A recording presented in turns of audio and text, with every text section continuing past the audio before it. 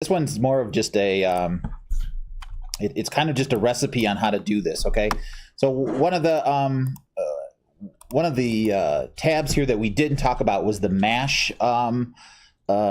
tab, and this is a plugin that the people that make Maya bought from a place called Mainframe or something like that, and they basically just integrate it in there, and it's made for making like all kinds of interesting graphics. I'll show you their demo reel in a little while for some of the cool stuff you can do with it, but you know, it in this instance it's just really nice, and it's going to be really easy for creating, like I said, the dynamics to get the objects into the jar, right? So what I've created here is I've got my jar stand-in, just a real simple jar-ish kind of shape, right? And then I made just quick objects that represent the objects that we're going to drop in there, right? So all you have to do to get this to work, the nice thing is you don't have to sort of set a whole lot up here. You don't have to, you know, go in and tell it the weight of your objects or anything like that, because all we're trying to do is just get things to fall into the jar and stay there, right? So what you do is if MASH isn't set up on your copy of Maya, you go into Windows, Settings and Preferences, go to Plugin Manager, and it'll be in this list. It's easiest just to search for it. MASH, it's loaded on mine, MASH, and then auto load, it's automatically loading, okay? So it's already in there, obviously, so I have my tab, right? So all I gotta do is select the objects that you wanna drop into the jar. That's what we're gonna be concerned with here. You click this first icon, which basically starts as a collection of objects that you want to solve the dynamics for, right? Okay, everything kind of disappears, and then you actually get this kind of weird situation down here. What it's doing is actually copying them into another set. You see how the objects are still here, my spheres and the cone and the torus and the cubes and all that stuff, right? And then you get this whole other interface right in the attribute editor. And like I said, there's a lot to this, but you know, all you have to do is be concerned with the things that we're going to be concerned with here, and just like I said, sort of follow this recipe and it'll work for you. So what we're going to do is we're going to add an ID node, which basically tells MASH that we don't want a bunch of cones. We want each object to be all the objects, you know, one of each object that we put into our collection, right? So I just say add ID node. Okay, see, they'll go back to my you know, my cone and all that other stuff, right? And then however many objects you have, you just put here 10. Like I could keep going with these, and then, or actually I can go down, sorry, because it will actually replicate out as many as you want. That's part of what MASH will do. It would create hundreds of these if I wanted to. Like this is a great way, like if you wanted to fill a candy jar with M&Ms, you could create 3 M&Ms, and you could say, give me, you know, whatever, you know, 500 copies, and then go and just fill the whole thing.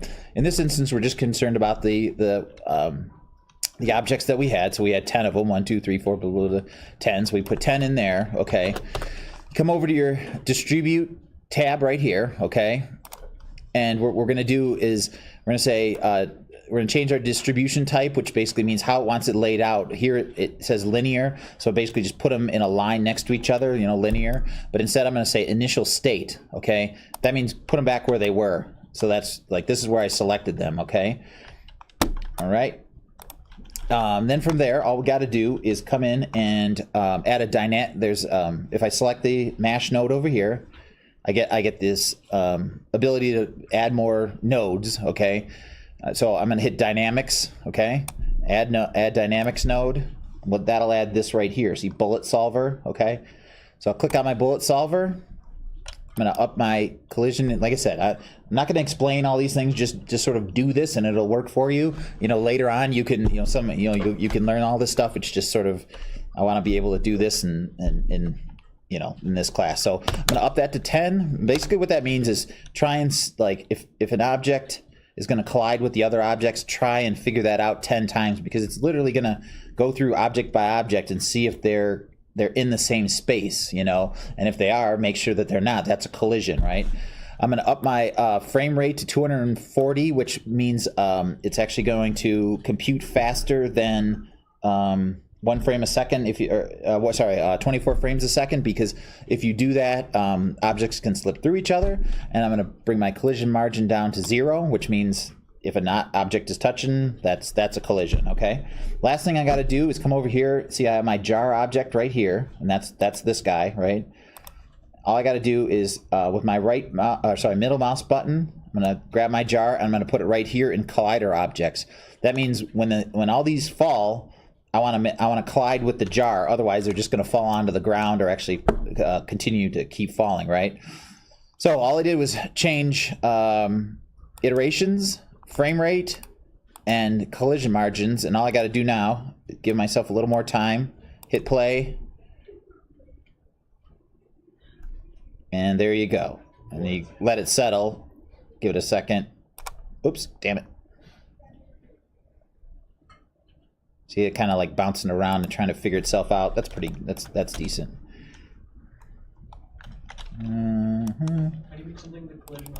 I'll drag it into the collision area there of the. Got a weird thing going on with my viewport. Okay, so from there I can take that object set, right? Where'd it go?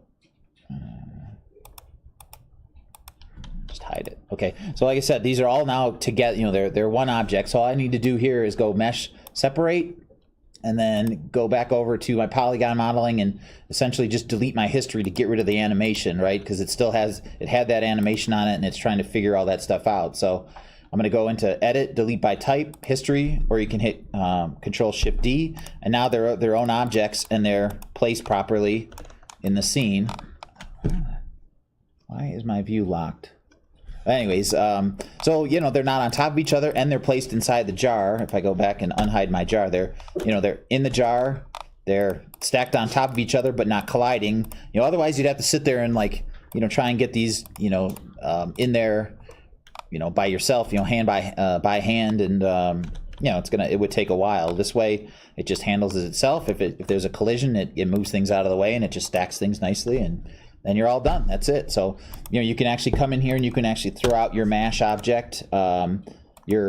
The objects that are broken out are still under a group here, right? So you still have the repro mesh, meaning reproduction mesh. So my original objects are actually still there. So if I grab them and I hit H, they show back up. So I didn't undo anything. So if something messed up, you could redo them. But I could also just hide them away because I've got new copies here that I could rename, Cone 01 or whatever, whatever you want to call them.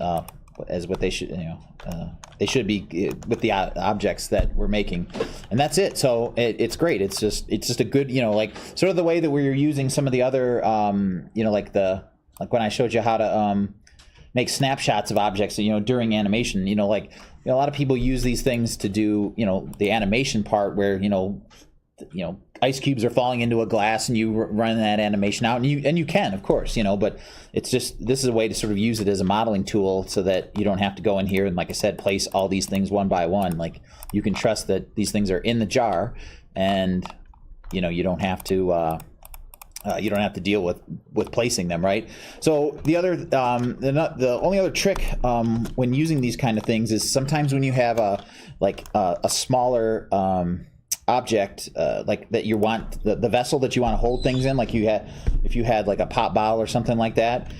I mean, you can just think of these things as, how would you get that in there normally, right? You'd take a funnel, right, and then you direct those things in there. So if the lip of this thing was only that big, I would come in here and I would literally create a funnel like so, make the object just like you normally would.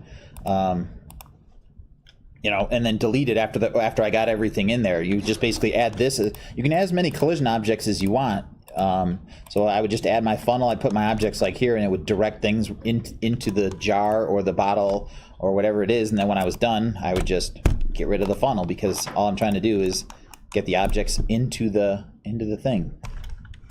Okay, let me run through it one more time. I mean, we're recording this and it's pretty quick, but here's the crash, once again, the crash course on this.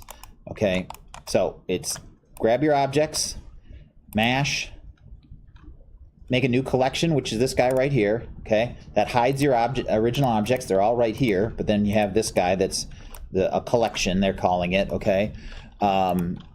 Change, then come over here, add an ID node, like so. Okay, 10, if you have 10 objects, if you have 11 objects, you need that number there, okay? Mash distribute initial state, puts it back where they were.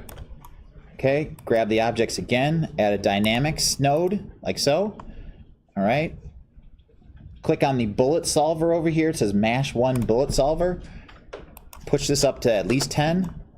Push this at least to 120. I like 240 for extra stuff, extra accuracy. Bring the number down. Grab your jar, drop it in there. If I had a funnel, I'd also drop it in right here. Collider objects. This is just telling Mash what objects should I be concerned about colliding with, right? So like if you have a whole bunch of objects in your scene, but you're only worried about the jar, only put the jar in there. Then it only needs to compute those things, right? And that's it. Then you run it, let it do its thing, let it settle. You know. This is that was decent. It didn't really have any huge problems. So you can then grab your object, come back over to polygon modeling, freeze your transforms, and delete your history by going to delete by type, history, mesh, separate, and there you go. Basically, your objects are now in the jar, but separate objects, so you could rename them and use them. And if you really wanted to, you could get rid of your old ones or put them on another layer, or they're all hidden, so that's fine. But that's basically the workflow. And you can, like I said, you can get rid of Mash, and you can you should be able to get rid of bullet solver, but I can't seem to get it out of there. But you can leave that. It's no big deal. So they're under their own little group here, and that's all the objects. Any questions? Any questions? So it's really, like I said, it's really powerful. There's a lot more to it, but it's kind of it's above the scope of what we're trying to do here to go into what all these other things do. So, but like I was saying, like if you go in here, you look at their you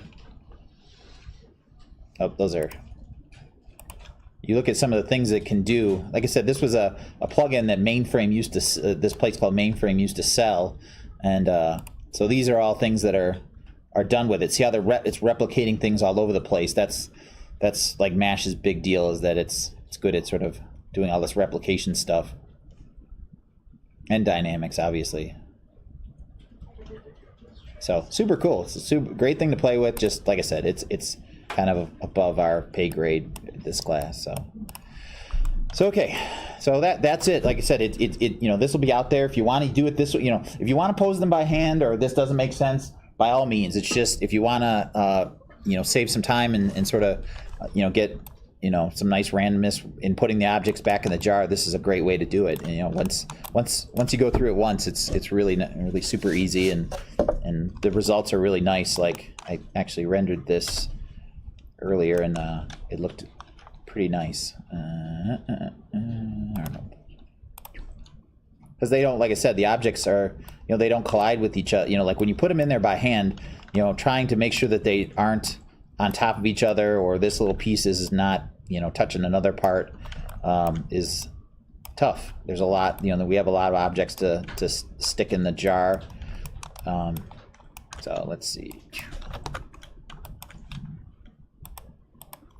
No, I mean, get the idea here. Oops.